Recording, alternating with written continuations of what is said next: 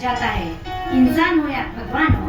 राम कथा में दो लोगों को नैकट्य दोष लगा है। एक गरुड़ जी को, जब मेघनाथ ने नाग पाश से बांध लिया था राम जी और लक्ष्मण जी को, गरुड़ जी बोलते हैं हाँ मेरे सिवा तो प्रभु छूट ही नहीं रहे थे, और लोग कहते तो भगवान है, ये कैसे भगवान है।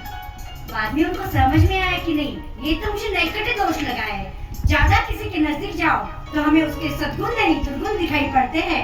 यहाँ पे तो हमारे गरुड़ जी क्या कहते हैं, तो भगवान ही नहीं है, ब्रह्म ही नहीं है। यह दूर करने के लिए फिर से वो गए राम कथा सुनने के लिए। दूसरा नैकट्य दोष लगा है समुद्र को। समुद्र कहता है ये ब्रह्म है जो मेरे सामने आके बैठा है, मुझे विनती कर रहा है, किंतु प्रभु विनती इसलिए करते हैं, प्रभु जानते हैं कि समुद्र मेरा कुलगुरु है और गुरुओं के सामने माता पिता और सज्जन और बड़ों के सामने झुककर रहना चाहिए। लेकिन समुद्र को यहाँ पे नैकट्य दोष हो गया। अरे रे बोले कौन सा ब्रह्म है, बोले अच्छा चलो आराम से बैठो, ये तो झुक गया है। ऐसा नहीं है। जो व्यक्ति नम्र है इसका मतलब यह नहीं है कि उसके पास शक्ति नहीं है, नम्रता में ही उसकी बढ़ाई है।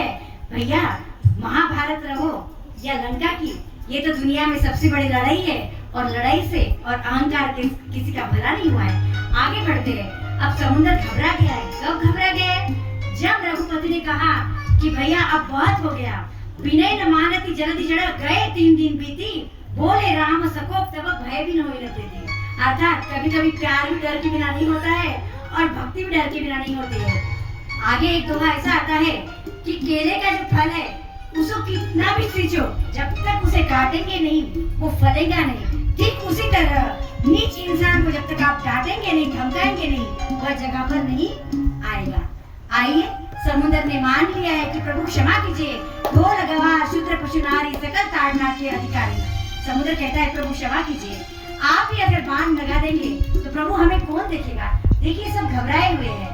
प्रभु कहते हैं अब तो बाण उड़ गया है, अब क्या करूं। तो कहे प्रभु उत्तर दिशा में कुछ राक्षस है जो मुझे तकलीफ देते हैं, आप यह बार उधर चढ़ेंगे।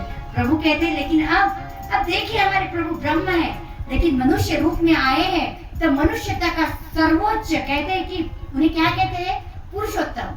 पुरुषों में उत्तम है हमारे प्रभु। रोते हैं तो ऐसे रोते हैं कि सच में कोई प्रेमी पति रो रहा हो माँ सीता के लिए, ब्रह्मा नहीं है। वहां पर सती जी को संदेश हो गया था, शंका हो गई थी, और सती जी ने प्रभु की परीक्षा ली, और आगे उनका क्या हुआ हम सभी जानते हैं कि दक्ष ने यज्ञ कराया, और वहीं पर सती जी वहां पर यज्ञ के अंदर भस्मीभूत हो गई थी। अगले जन्म में सती जो है यह श्रद्धा है, और विश्वास कौन है, हमारी जो अगला स्वरूप है पार्वती जी का। इसलिए अपने विश्वास को अटल रखिए, प्रभु के चरणों में आगे बढ़िए। अब बढ़ते हैं अंतिम छोर की ओर, अंतिम दोहे की ओर।